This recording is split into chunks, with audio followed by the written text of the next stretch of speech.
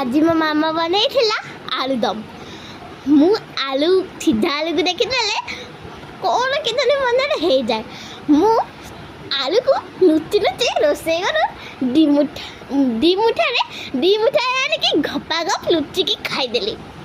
मामा तापर पचारा आलू किए खाइला मु कहले मु तो जाननी मु तो एबे ट्यूशन नु आसली कि मु ट्यूशन नु सांग सांग आसिक आलू दी मुठाए खाई देछि मामा को जाना नहीं किंतु आज मामा कम आलू रे भी एते टेस्टी आलूदम बनैथिला मते खाई कि तो बढ़िया लागला से केमती बनैथिला मु जानिनी किंतु बहुत टेस्टी हेतला देखिया पाई भी टेस्टी हेतला और खाया पाई भी टेस्टी हेतला किए रोसे घर आलू चोरे कि खा कमेंट रे बतेइबा।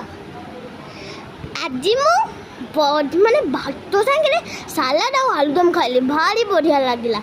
अपन मामा को कहतु सी भी बने के देवे बहुत टेस्टी लगे। बाय।